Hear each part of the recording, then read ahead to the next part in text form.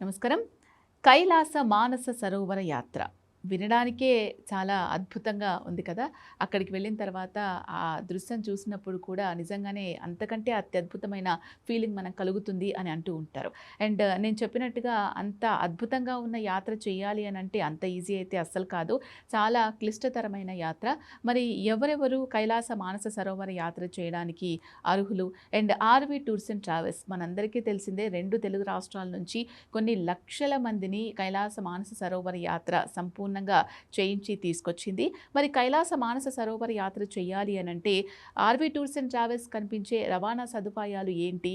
And అంత దూరం మనం ప్రయాణిస్తూ ఉంటాం కదా! మరి ఆహారానికి సంబంధించి ఆర్‌వి టూర్స్ అండ్ ట్రావెల్స్ ఎటువంటి జాగ్రత్తలు తీసుకుంటోంది?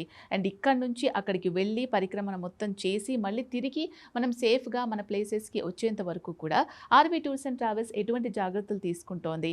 అండ్ కైలాస మానస సరోవర యాత్ర పరిపూర్ణం చేసుకోవాలి అంటే ఎన్ని రోజులు మనం కేటాయించాల్సి ఉంటుంది? ఇవన్నీ డౌట్స్ క్లారిఫై చేయడానికి మనతో పాటు ఆర్‌వి టూర్స్ అండ్ ట్రావెల్స్ నుంచి మేనేజర్ జశ్వంత్ ఉన్నారు. ఆయనతో మాట్లాడదాం. హలో అండి జశ్వంత్ గారు, నమస్తే. నమస్తే అండి. యా కైలాస మానస సరోవర యాత్ర నిజంగా ఈ మధ్య కాలంలో సోషల్ మీడియా పుణ్యమా అని ఆ అద్భుతమైన దృశ్యాలు చూడడానికి అంటే ఇక్కడ నుండి మనం చూడగలుగుతున్నాం, కానీ ఇక్కడ చూస్తేనే అబ్బా ఇంత అద్భుతంగా ఉంటుందా, అక్కడికి వెళ్ళాలి తప్పకుండా అని ఆ ఎంతూజియాజంని ఇంకా క్రియేట్ చేస్తుంది అనమాట.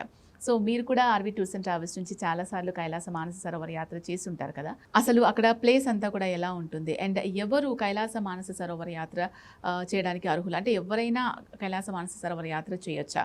ఆర్‌వి టూర్స్ అండ్ ట్రావెల్స్ నుంచి వెళ్ళాలి అంటే ఎన్ని రోజులు కేటాయించాల్సి ఉంటుంది? అండ్ బడ్జెట్‌కి సంబంధించి ప్రత్యేకమైన ఆఫర్స్ ఏమైనా ఉంటాయా ఇప్పుడు టికెట్స్ బుక్ చేసుకుంటే?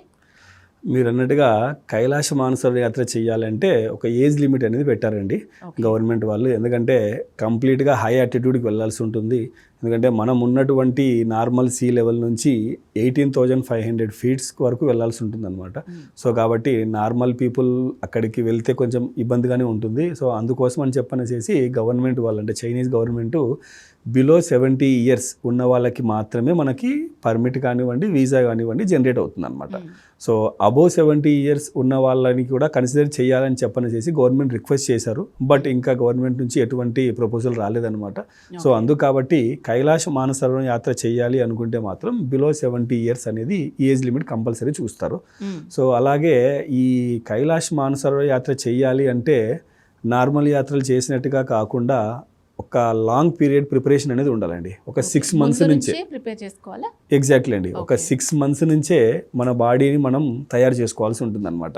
ఎందుకంటే డైలీ వాకింగ్ చేయాలి. వాకింగ్ కూడా ఎలా అంటే బాగా కఠినంగా చేయాలండి. ఏదో నార్మల్గా 10 నిమిషాలు చేసాం, 20 నిమిషాలు వాకింగ్ చేసామంటే అది రెగ్యులర్ డైట్లో నార్మల్ అయిపోతుంది. అలా కాకుండా డైలీ ఒక 1 అవర్ వాకింగ్ చేయడము, తర్వాత యోగా చేయడము, తర్వాత శ్వాసకు సంబంధించి మంచిగా ఎక్సర్సైజులు ప్రాక్టీస్ చేయడము. ఎందుకంటే లంగ్ పవర్ అనేది చాలా బాగుండాలండి అక్కడికి వెళ్ళేసరికి.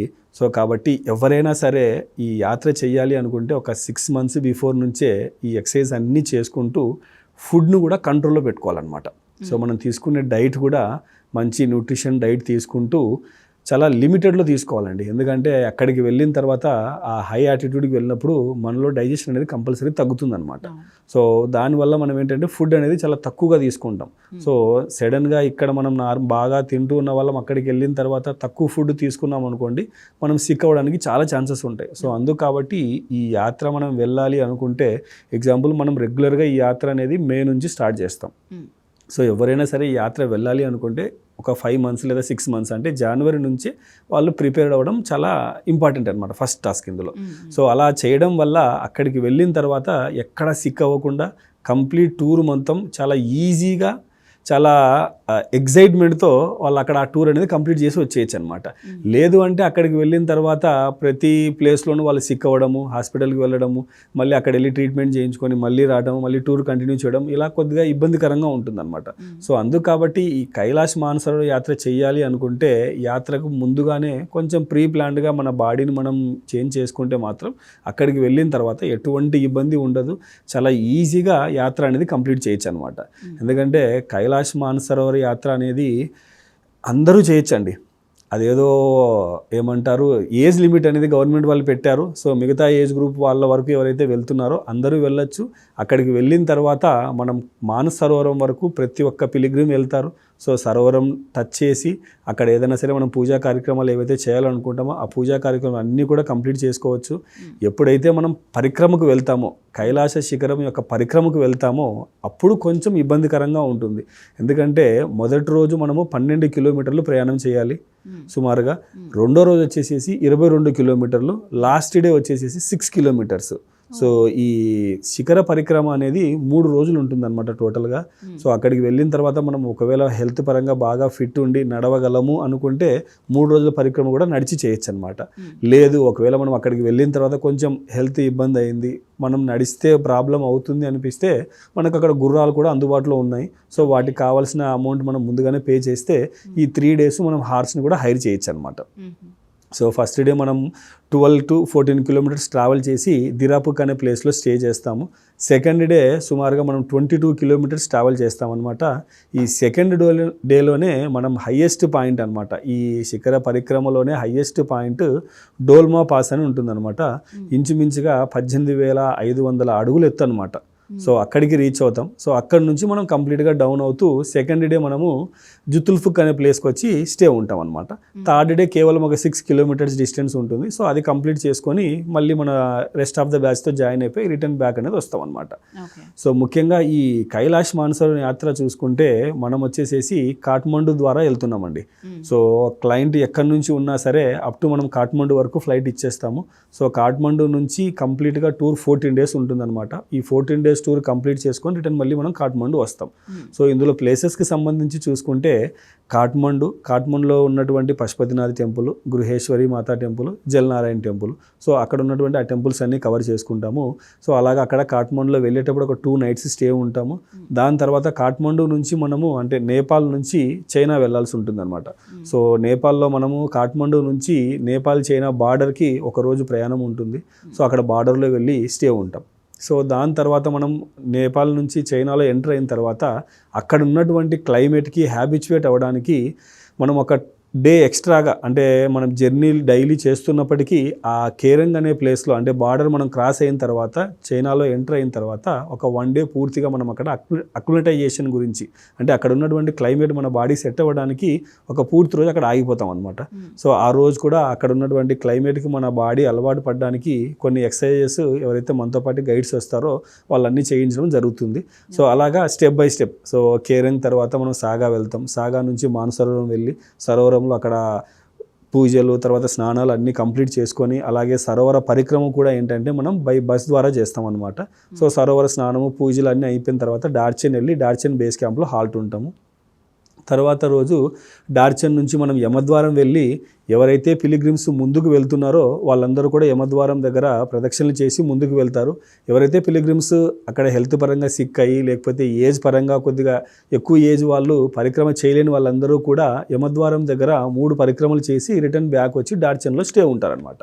సో ఈ విధంగా ఈ పరిక్రమ అంతా కంప్లీట్ అయిపోయిన తర్వాత డార్చెన్లో ఉన్న మిగతా బ్యాచ్తో కలిసి రిటర్న్ బ్యాక్ అనేది మళ్ళీ కాఠ్మండుకు వచ్చేస్తారనమాట. సో ఈ విధంగా ఈ కైలాస మానసరోవర్ యాత్ర అనేది 13 nights 14 days ఉంటుంది అనమాట. సో ఎక్కడ కూడా ఎవరు ఇబ్బంది పడకుండా ప్రతి ప్లేస్లో మన కిచెన్ టీమే అండి. నేపాల్ నుంచి మనకు ఎవరైతే కిచెన్ టీమ్ సపోర్ట్ ఉన్నారో వాళ్ళు మనతో పాటు ఫాలో అవుతారు. సో ఎక్కడికి వెళ్ళినా సరే కంప్లీట్ మన భోజనం అంటే మన ఇండియన్ ఫుడ్డే వాళ్ళు ప్రొవైడ్ చేస్తారనమాట. సో ఎక్కువ శాతం మన కంపెనీ నుంచి సౌత్ ఇండియా వాళ్ళే వెళ్తారు కాబట్టి సౌత్ ఇండియన్ ఫుడ్డే మనం ప్రొవైడ్ చేస్తాం అనమాట. మార్నింగ్ బ్రేక్ఫాస్ట్లో కానివ్వండి, మధ్యాహ్నం లంచ్ కానివ్వండి, నైట్ డిన్నర్, అలాగే ఈవినింగ్ అవర్స్లో అక్కడ మనం కూల్ క్లైమేట్కి వెళ్తున్నాం కనుక ప్రతిరోజు వాళ్ళకి సూప్ కూడా ప్రొవైడ్ చేస్తాం అనమాట. సో అలాగా ఒక సపరేట్ కిచెన్ టీమ్ అనేది ఫాలో అవుతుంది. వన్స్ మనం చైనాలో ఎంటర్ అయినప్పటి నుంచి మళ్ళీ చైనా బార్డర్ క్రాస్ చేసేంత వరకు ఆ కిచెన్ టీమ్ అంటే షెర్పా టీం అనేది మనతో పాటే ఉండి మనకు కావాల్సినటువంటి ఫుడ్ అంతా కూడా జాగ్రత్తగా ఏర్పాటు చేస్తారనమాట. అలాగే అకామిడేషన్ చూసుకుంటే మనకు కంప్లీట్గా ప్రతి దగ్గరలో ట్విన్ షేరింగ్ అకామిడేషన్, మంచి అకామిడేషన్ ఉంటుందండి. లగ్జరీగా ఉంటుంది. ఎందుకంటే కేరంగ్లో కానివ్వండి, సాగాలో కానివ్వండి, డార్చెన్లో మంచి అకామిడేషన్ ఉంటుంది. మనం మానస్ సరోవరం దగ్గర ఎక్కడైతే స్టే చేస్తామో అక్కడ మనకి షేరింగ్ బేసిస్లో అకామిడేషన్ ఉంటుంది. అలాగే ఎప్పుడైతే మనం పరిక్రమకు వెళ్తామో ఆ 3 రోజుల పరిక్రమలో మనం నైట్ స్టే చేసేటువంటి ప్లేసెస్లో కూడా మనకు అకామిడేషన్ అనేది షేరింగ్ బేసిస్లో ఉంటుందన్నమాట. సో అది కాకుండా మిగతా అన్ని ప్లేసెస్లో మంచి లగ్జరీ అకామిడేషన్ ఇద్దరికి కలిపి ఒక రూమ్ ఉంటుందన్నమాట. సో ఈ విధంగా ఈ 13 nights 14 days మనం విత్ ఫ్లైట్స్తో బ్రేక్ఫాస్ట్, లంచ్, డిన్నరు అలాగే అక్కడ లగ్జరీ అకామిడేషన్ ప్రొవైడ్ చేస్తూ ప్రతి ఒక్క బ్యాచ్తో పాటు ఒక తెలుగు టూర్ మేనేజర్, అలాగే Nepali guide plus Chinese guide follow అవుతారు. ఒక సపరేట్ కిచెన్ టీమ్ నేపాల్ నుంచి ఫాలో అవుతారనమాట. సో ఇవన్నీ అలాగే మనకి టిబెట్ పర్మిట్, చైనా వీసా అన్నీ కలుపుకొని 13 nights 14 daysకి మనం 2,85,000కి ఇస్తున్నామండి ఓకే. ఈ ప్యాకేజ్ సంబంధించి. ఓకే అండి. నిజంగా కైలాస మానస సరోవర యాత్ర ఆ పరిక్రమ చేయాలని చాలామంది అనుకుంటూ ఉంటారు. దానికి రకరకాల మార్గాలున్నాయి.